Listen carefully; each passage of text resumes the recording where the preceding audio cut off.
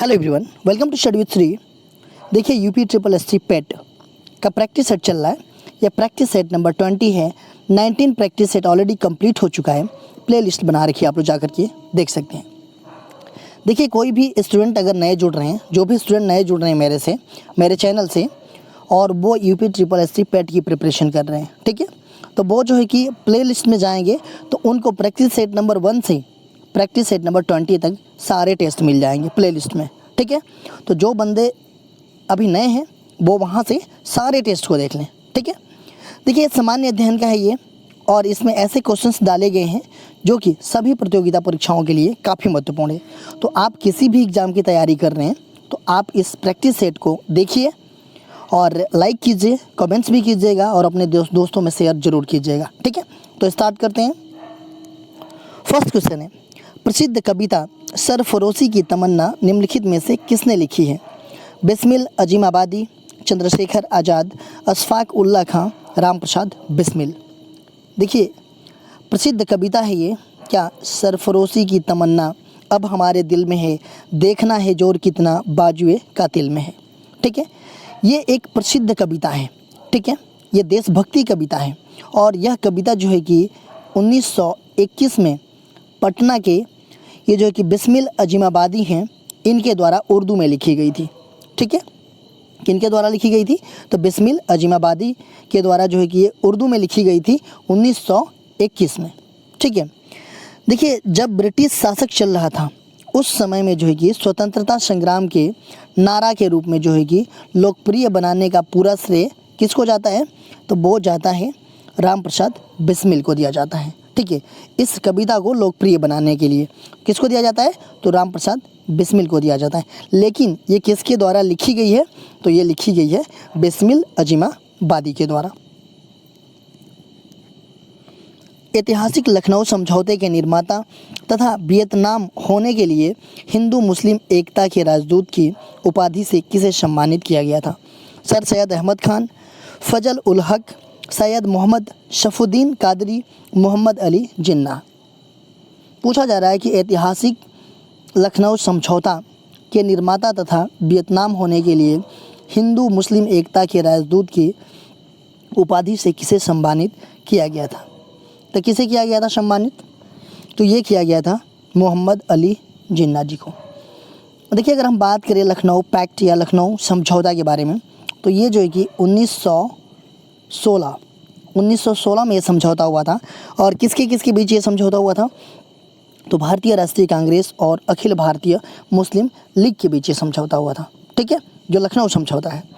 देखिए ये समझौता था तो इसको कांग्रेस द्वारा जो है कि कब 19 दिसंबर 1916 को लखनऊ अधिवेशन में, और मुस्लिम लीग द्वारा जो है कि 31 दिसंबर 1916 को इसको जो है कि पारित किया गया, ठीक है, इस समझौता को। देखिए इसमें क्या क्या प्रोविज़न थे? तो इसमें ये प्रोविज़न था कि हिंदू मुस्लिम हेतु अलग अलग निर्वाचन, मतलब कि जहाँ पर मुस्लिम पॉपुलेशन ज़्यादा है वहाँ मुस्लिम चुनाव लड़ेगी, और जहाँ पे हिंदू पॉपुलेशन है वहाँ हिंदू चुनाव लड़ेगी, ठीक है, पहला ये था। दूसरा था कि जहाँ पर संयुक्त निर्वाचन होगा वहाँ जो है कि दोनों मिलकर के तय करेंगे, ठीक है। तीसरा ये था कि मुस्लिम को 1/3 सीटें मतलब होनी चाहिए, ठीक है, 1/3 सीटें जो है कि होनी चाहिए। और कांग्रेस और मुस्लिम लीग के मध्य जो है कि जिन्ना जी का महत्वपूर्ण भूमिका थी, ठीक है। कांग्रेस और मुस्लिम लीग के इस समझौते में जो थे जिन्ना जी, इनकी महत्वपूर्ण भूमिका थी। इसी कारण से जो है कि सरोजिनी नायडू ने इन्हें हिंदू मुस्लिम एकता का राजदूत की उपाधि दी है, ठीक है। निम्नलिखित ऐतिहासिक घटनाओं को उनके कालक्रमानुसार व्यवस्थित करें। असहयोग आंदोलन, सविनय अवज्ञा आंदोलन, चौरी चौरा। देखिए अगर हम बात करें असहयोग आंदोलन की तो असहयोग आंदोलन जो है कि 1 अगस्त 1920 को आरंभ हुआ, ठीक है। अगर हम बात करें सविनय अवज्ञा आंदोलन की तो ये नमक पर ब्रिटिश एकाधिकार के विरोध में गांधी जी ने जो है कि 12 मार्च 1930 को जो है कि समुद्र तक पैदल यात्रा की थी। बात आती है चौरी घटना की, तो ये जो है कि 5 5 फरवरी 1922 को यूपी का जो गोरखपुर ज़िला है उसके पास में चौरा चौरी है, उसमें जो स्थानीय पुलिस थे और जो है कि उनके और असहयोग आंदोलन के जो प्रदर्शनकारी थे, इनके बीच जो है कि हिंसक झड़पें हुई थी। तो देखिए पहले तो ये 20 है, फिर ये 22 है और ये 30 है। तो पहला ये होगा ना, पहला ये, दूसरा ये, तीसरा ये, तो मतलब 1 3 2 हो जाएगा, 1 3 2, ये दूसरा ऑप्शन आपका सही हो जाएगा। महात्मा गांधी किसकी कृतियों से अत्यधिक प्रभावित थे? Bernard Shaw, Karl Marx, Lenin, Leo Tolstoy. Mahatma Gandhi जो है कि किसकी कृतियों से अत्यधिक प्रभावित थे? तो ये थे लियो टॉल्स्टॉय की कृतियों से अधिक प्रभावित थे। डोल्ड्रम इनमें संबंधित है? भूमध्य रेखा के निकट, प्रशांत और हल्की परिवर्तनशील हवाओं का क्षेत्र, प्रशांत महासागर का विशेष क्षेत्र, एक प्रकार का महासागर प्रवाह, इनमें से कोई नहीं। देखिए बात की जा रही है डोल्ड्रम, डोल्ड्रम इनसे संबंधित हैं। देखिए डोल्ड्रम होता क्या है, ठीक है। देखिए ये जो है ना भूमध्य रेखा के निकट प्रशांत और हल्की परिवर्तनशील हवाओं का ये क्षेत्र है। देखिए जो हमारा ग्लोब है ना, इसके 5 डिग्री उत्तर और 5 डिग्री दक्षिणी अक्षांशों के मध्य, इसका मतलब कि 5 डिग्री ऊपर हो गया, 5 डिग्री नीचे, मतलब कि इस क्षेत्र में मतलब 10 डिग्री अक्षांश, मतलब 10 डिग्री अक्षांश चौड़ी पट्टी है ये, ठीक है। इसमें जो है कि भूमध्य रेखा के निकट प्रशांत और हल्की परिवर्तनशील हवाओं का ये क्षेत्र जो है कि डोल्ड्रम कहलाता है, ठीक है। इनमें से किस देश को यूरोप का कॉकपिट कहा जाता है? बेल्जियम, चेक रिपब्लिक, नॉर्वे, डेनमार्क। पूछा जा रहा है कि इनमें से किस देश को यूरोप का कॉकपिट कहा जाता है? किसको कहा जाता है? तो ये कहा जाता है बेल्जियम को। बेल्जियम को जो है कि यूरोप का कॉकपिट कहा जाता है। इसकी गणना जो है कि यूरोप के जो सर्वाधिक अमीर देश हैं उसमें की जाती है बेल्जियम की, ठीक है। देखिए ये देश का मतलब ये देश जो है ना एक औद्योगिक देश है। जो बेल्जियम है ये एक औद्योगिक देश है, लेकिन यहाँ पर कृषि और वानिकी का भी विशिष्ट महत्व है, ठीक है। देखिए इस देश का जो सर्वाधिक महत्वपूर्ण है ना, वो एकमात्र खनिज मतलब कोयला है, जो मतलब खनिज है एकमात्र, तो वो कोयला है जो है कि इस देश का महत्वपूर्ण खनिज है। देखिए बेल्जियम विश्व में हीरे का सबसे बड़ा व्यापारिक क्षेत्र भी है। बेल्जियम जो है कि विश्व में हीरे का सबसे बड़ा व्यापारिक क्षेत्र भी है। देखिए यहाँ पर एक बंदरगाह है, कौन? एंटवर्प, ठीक है। एंटवर्प जो है कि ये जो है कि विश्व का चौथा बड़ा बंदरगाह है, वो है बेल्जियम में ही, ठीक है। भारत के पश्चिमी समुद्र तट पर वर्षा किस मानसून से होती है? उत्तर पूर्व, उत्तर पश्चिम, दक्षिण पूर्व, दक्षिण पश्चिम। पूछा जा रहा है कि भारत के पश्चिमी समुद्र तट पर वर्षा किस मानसून से होती है? किस मानसून से होती है? तो देखिए भारत में जो अधिकांश वर्षा होती है ना, वो जो है कि दक्षिण पश्चिम मानसून से होती है, ठीक है। भारत के जो प्रायद्वीपीय आकृति है, इसके कारण जो है कि दक्षिण पश्चिम मानसून जो है कि 2 शाखाओं में विभाजित हो जाती है। पहली शाखा ये कि एक अरब सागर की शाखा, और दूसरी शाखा ये कि अरब मतलब ये बंगाल की खाड़ी का शाखा, ठीक है। जो अरब सागर की शाखा है इसका मानसून सबसे पहले भारत के केरल में, भारत का जो केरल राज्य है उसमें जून के महीने में मतलब जून के प्रथम सप्ताह में आता है, और ये पश्चिमी घाट पर टकरा करके क्या होता है? वर्षा होता है, ठीक है। कृष्णा नदी का उद्गम स्थल किसके समीप है? महाबलेश्वर, खंडाला, उदगमंडल, पंचमढ़ी। देखिए कृष्णा नदी जो है इसका उद्गम स्थल किसके समीप है? तो कृष्णा नदी का उद्गम स्थल जो है कि महाबलेश्वर के निकट पश्चिमी घाट में है, ठीक है। कहाँ पे? तो महाबलेश्वर के निकट पश्चिमी घाट में। देखिए जो कृष्णा नदी है यह जो है कि महाराष्ट्र, कर्नाटका, तेलंगाना और आंध्र प्रदेश से होकर के ये बहती है। इसकी सहायक नदी कौन है? प्रमुख सहायक नदी भीमा है और तुंगभद्रा इसकी सहायक नदी है। और यह नदी जो है कि बिजवाड़ा से नीचे एक उपजाऊ डेल्टा का निर्माण करते हुए जो है कि बंगाल की खाड़ी में गिर जाती है। तो ये हो जाएगा पहला। भारत में ऊर्जा उत्पादन के लिए निम्नलिखित में से कौन सा प्रमुख कच्चा पदार्थ है? खनिज तेल, प्राकृतिक गैस, यूरेनियम, कोयला। पूछा जा रहा है कि भारत में ऊर्जा उत्पादन के लिए निम्नलिखित में से कौन सा प्रमुख कच्चा पदार्थ है?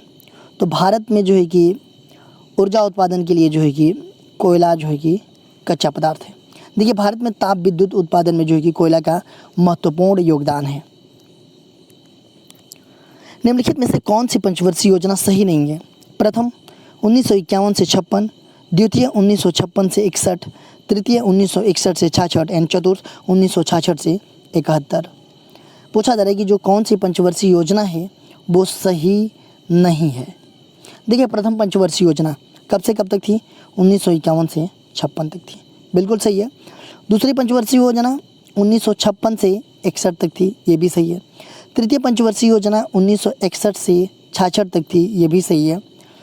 चतुर्थ पंचवर्षीय योजना जो है कि 1966 से 71 होना चाहिए, ठीक है, बट कब से कब तक थी? तो 1969 से 74 तक थी, ठीक है। क्यों?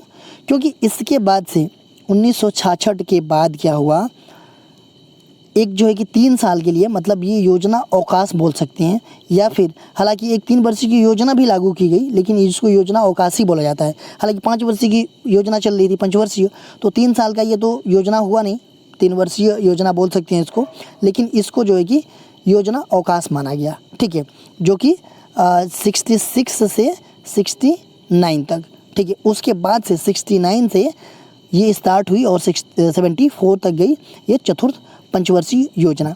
देखिए चतुर्थ पंचवर्षीय योजना के बारे में अगर हम बात करें तो इसका उद्देश्य क्या था? इसका मुख्य उद्देश्य था कि स्थिरता के साथ साथ जो है कि आर्थिक विकास और आत्मनिर्भरता प्राप्त करना, चतुर्थ पंचवर्षीय योजना का मुख्य उद्देश्य था। देखिए इस योजना का प्रारूप जो है ना, किसने तैयार किया था? तो D.R. गडगिल ने तैयार किया था। इसी योजना के तहत, चतुर्थ योजना के तहत जो कि 14 बैंकों का राष्ट्रीयकरण किया गया। कब? 1969 में। 14 बैंकों का राष्ट्रीयकरण कब किया गया? चतुर्थ पंचवर्षीय योजना के अंतर्गत 1969 में, ठीक है। देखिए भूमिगत नाभिकीय परीक्षण भी किया गया 1974 में, ठीक है। 1974 में भूमिगत नाभिकीय परीक्षण भी किया गया इसी योजना के अंतर्गत। उसके बाद से परिवार नियोजन कार्यक्रम, इसको भी लागू किया चतुर्थ पंचवर्षीय योजना के तहत, ठीक है। तो ये सब सारी चीज़ें जो है कि आप लोग ध्यान रखिएगा। देश की आर्थिक प्रगति का निर्धारण किसके आधार पर किया जाता है? देश की प्रति व्यक्ति आय में वृद्धि, वर्ष के दौरान उत्पादित पूंजीगत माल की कीमत में वृद्धि, ट्रेड यूनियनों की संख्या में वृद्धि, देश के सामान्य कीमत स्तर में गिरावट। पूछा जा रहा है कि देश की जो आर्थिक प्रगति है उसका निर्धारण किसके आधार पर किया जाता है? तो किसके आधार पर किया जाता है? तो ये देश के प्रति व्यक्ति आय के वृद्धि पर किया जाता है। प्रधानमंत्री जनधन योजना का उद्देश्य क्या है? देश में वित्तीय समावेश को बढ़ावा देना, देश के गरीब लोगों को ऋण दिलाना, निर्वासित समूह को वित्तीय सहायता उपलब्ध कराना एंड पिछड़े क्षेत्रों की महिलाओं को प्रोत्साहित करना। पूछा जा रहा है कि प्रधानमंत्री जनधन योजना का उद्देश्य। देखिए प्रधानमंत्री जनधन योजना ये जो है कि कब इनको घोषणा किया गया? 15 अगस्त 2014 को जनधन योजना की घोषणा की गई, लेकिन इसकी शुरुआत जो है कि 28 अगस्त 2014 को की गई। देखिए घोषणा कब किया गया? 15 अगस्त 2014 को, और इसकी शुरुआत जो है कि 28 अगस्त 2014 से की गई, ठीक है। इसका मुख्य उद्देश्य क्या है? इसका मुख्य उद्देश्य ये है कि सभी परिवारों को बैंकिंग सुविधा मुहैया कराना और हर परिवार का बैंक खाता खोलना। देखिए अगर सबको बैंकिंग सुविधा मुहैया कराएंगे तो बैंक अकाउंट होगा तो कोई ना कोई भी थोड़ा बहुत पैसा जमा ही करेगा, ठीक है। अगर हर परिवार में बैंक खाता खुला है तो जब पैसा जमा करेगा तो वो क्या चीज़ें होंगी? वो यही होगा कि देश में जो वित्तीय समावेश है उसको बढ़ावा मिलेगा, ठीक है। तो ये पहला ऑप्शन इसका उद्देश्य है। सैनवैट किससे संबंधित है? बिक्री कर, उत्पादन शुल्क, सीमा शुल्क, सेवा कर। देखिए सैनवैट जो है कि किससे संबंधित है?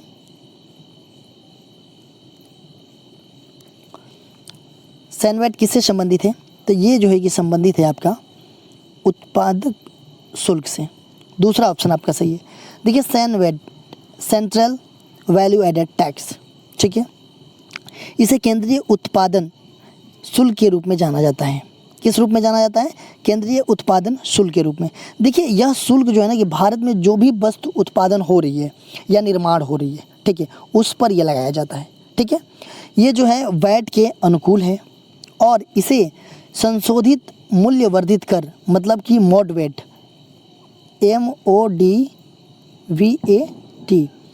देखिए मॉडवेट के रूप में जो है कि इसे 1986 में देश में लागू किया गया था।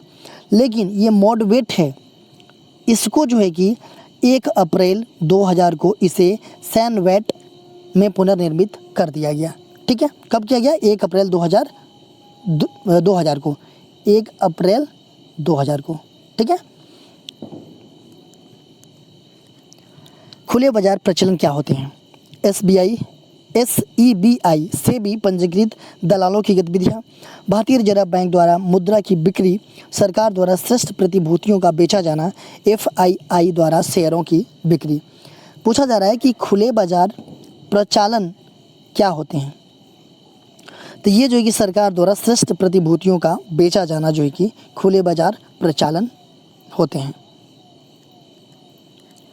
संविधान के अनुसार लोकसभा के स्पीकर को उसके पद से हटाया जा सकता है यदि सदन के सभी सदस्यों के बहुमत द्वारा प्रस्ताव पारित हो, सदन के कुल सदस्यों के कम से कम 2/3 के मत से प्रस्ताव पारित हो, कुल सदस्यों के आधे या आधे से अधिक सदस्यों के मत से प्रस्ताव पारित हो, या सदन के बहुमत दल ने अविश्वास प्रस्ताव अपना लिया हो। देखिए पूछा जा रहा है लोकसभा के स्पीकर के पद से हटाए जाने की प्रक्रिया के बारे में। देखिए मोस्टली ये होता है कि लोकसभा का जो अध्यक्ष होता है वो अपने कार्यकाल तक बना ही रहता है। ठीक है, ऐसा कभी हुआ नहीं है, लेकिन कुछ प्रोविज़न है, कुछ शर्तें हैं कि वो जो है कि हटाया जा सकता है। क्या शर्तें हैं? पहला ये शर्त है कि वह लोकसभा का सदस्य नहीं रहता है। मान लीजिए वो लोकसभा का सदस्य है और वो अध्यक्ष बना हुआ है, हो सकता है कोई ऐसा इशू हो कि वो लोकसभा का अध्यक्ष लोकसभा का जो सदस्य है उससे हट जाता है, तो वो अध्यक्ष से स्पीकर से हट जाएगा। दूसरा है कि वह उपाध्यक्ष को पत्र लिख करके इस्तीफा दे सकता है आराम से, कोई दिक्कत नहीं है। तीसरा यह है कि उसे लोकसभा के सभी सदस्यों के बहुमत से पारित प्रस्ताव द्वारा हटा दिया जाता है। मतलब कि सदन के सभी सदस्यों के बहुमत द्वारा प्रस्ताव पारित करके उसको हटा दिया जाता है। ठीक है, तब जा कर के वो उसकी पोस्ट हटती है। लेकिन देखिए अगर सदन के जो सभी सदस्य हैं वो बहुमत द्वारा जो है कि प्रस्ताव पारित करके हटाते हैं, तो उससे पहले 14 डे पहले, 14 दिन पहले जो है कि उसको सूचना देनी पड़ती है। ठीक है, लोकसभा स्पीकर को, तब जा कर के ये प्रस्ताव पारित किया जाता है। ठीक है, भारतीय संविधान के अनुच्छेद 14 का विधि के समक्ष समानता इक्वलिटी बिफोर लॉ का वाक्यांश लिया गया है। ब्रिटेन के संविधान से, संयुक्त राज्य अमेरिका के संविधान से, फ्रांस के संविधान से, जापान के संविधान से। देखिए भारतीय संविधान के जो अनुच्छेद 14 है, जो विधि के समक्ष समानता मतलब कि इक्वलिटी बिफोर लॉ का वाक्यांश जो है ये कहाँ से लिया गया है? तो ये लिया गया है कहाँ से? ब्रिटेन के संविधान से। पहला ऑप्शन आपका सही है। प्रस्तावना में वर्णित समाजवाद का आदर्श लोगों को अपनी निजी सरकार चुनने का अधिकार देता है, लोगों को अपना धर्म चुनने का अधिकार देता है, राष्ट्रीय संपदा के समान वितरण का ध्येय रखता है, सरकार के संसदीय स्वरूप को सुनिश्चित करता है।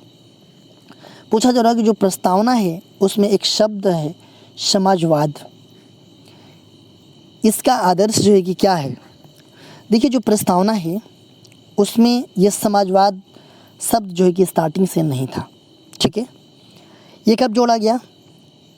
तो 42वां संविधान संशोधन हुआ था 1976 में, तब जाकर के जो है कि 3 शब्द जोड़े गए प्रस्तावना में। कौन कौन से शब्द? एक था समाजवाद, पंथनिरपेक्ष और अखंडता। ये 3 शब्द जो है कि 42वां संविधान संशोधन हुआ था 1976 में, तब जोड़ा गया था। ठीक है, इसमें जो समाजवाद का अर्थ होता है, ठीक है, जो समाजवाद का अर्थ होता है वो है कि देश के जो भी भौतिक संसाधन है उसका यथासंभव समानता के आधार पर वितरण होगा। ठीक है, जो भी भौतिक संसाधन है यथासंभव समानता के आधार पर जो है कि उसका वितरण होगा, तथा धन का जो संकेंद्रण कुछ ही हाथों तक सीमित नहीं रहेगा।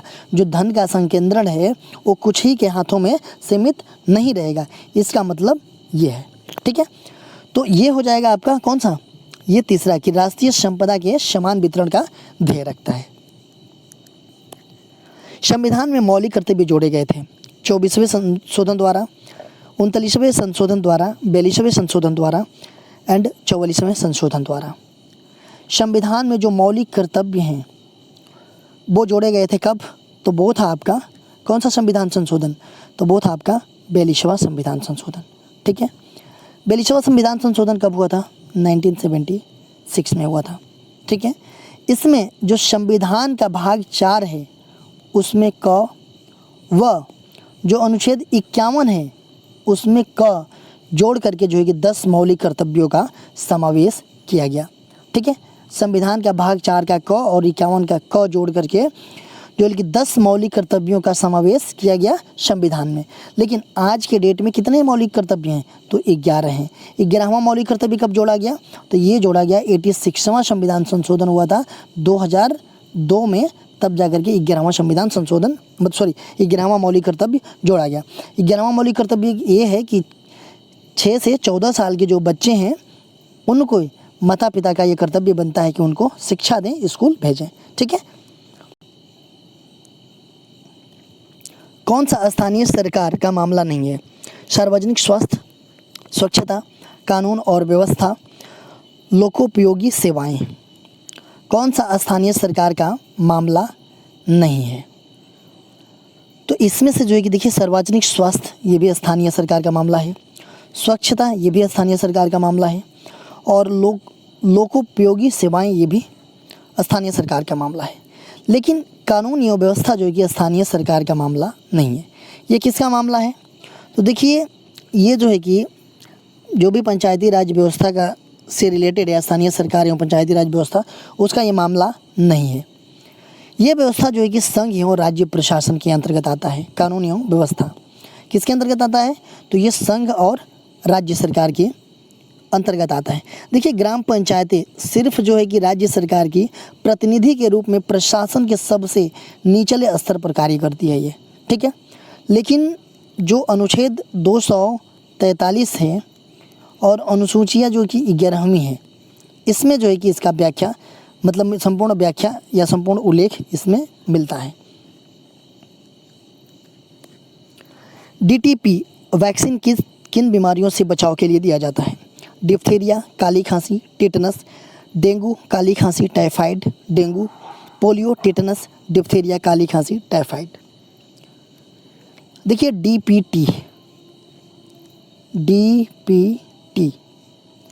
ये जो है किन बीमारियों से बचाव के लिए दिया जाता है। देखिए DPT इसमें 3 वर्ड हैं।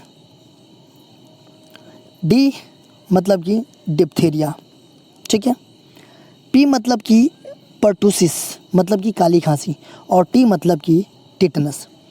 तो डिप्थीरिया, पर्टूसिस एंड टिटनस मतलब कि पर्टूसिस का मतलब है कि काली खांसी, तो ये हो जाएगा आपका इन बीमारियों के बचाव के लिए ये दिया जाता है DPT वैक्सीन। देखिए क्वेश्चन पूछा गया था आप लोगों से पिछले वीडियो में, इसका आंसर आप लोगों को कमेंट बॉक्स में देना था। कुछ लोगों ने इसका आंसर दिया है एंड बहुत सारे लोगों ने देख करके चुप हो गए हैं। ठीक है, अरे कम से कम जो है कि गूगल करके आप लोग दे दिया कीजिए अगर पता नहीं है तो, ठीक है, बट दिया कीजिए कमेंट बॉक्स में इसका आंसर।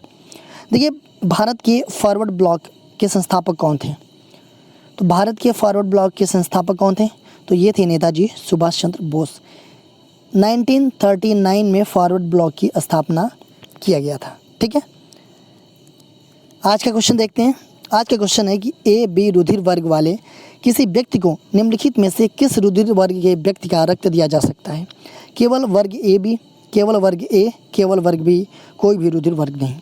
देखिए जिनका ब्लड ग्रुप जो है कि AB है, ठीक है, उनको जो है कि किस व्यक्ति का रुधिर जो है कि दिया जा सकता है, जिनका जो है कि AB ब्लड ग्रुप है उनको किस ग्रुप के व्यक्ति जो है कि ब्लड दे सकता है, वो कमेंट बॉक्स में आप लोगों को बताना है। तो इसका आंसर जो है कि कमेंट बॉक्स में ज़रूर दीजिएगा। जिनको पता नहीं होगा वो गूगल करके भी देंगे। इसका आंसर मैं नेक्स्ट वीडियो में आप लोगों को बताऊंगा। देखिए आप हमें इंस्टाग्राम पे भी फॉलो कर लीजिए। इंस्टाग्राम पे हमारी आईडी है StudyWithSri25। फेसबुक पे एक मेरा पेज है स्टडी विद श्री के नाम से, और फेसबुक पे एक मेरा ग्रुप है यूपी पीसीएस, और ये टेलीग्राम का लिंक है। इन सब सारे का लिंक जो है कि आपको डिस्क्रिप्शन में मिल जाएगा, वहाँ पे क्लिक करते तुरंत आप यहाँ पे पहुँच जाएंगे। देखिए इन सब सारे जगहों पे भी स्टडी से रिलेटेड चीज़ें पोस्ट की जाती है, जिससे आप लोगों को फ़ायदा पहुँच सकता है। दोस्तों वीडियो अच्छी लगती है तो आप लोग लाइक ज़रूर किया कीजिए, एक अच्छा सा कमेंट्स कर दिया कीजिए, और अपने दोस्तों में शेयर करना बिल्कुल मत भूलिए। अगर वीडियो अच्छी नहीं लगती है तो आपके हाथ में है, डिसलाइक कर दिया कीजिए, और कमेंट बॉक्स में मुझे बताइए कि डिसलाइक क्यों किया। वीडियो देखने के लिए धन्यवाद।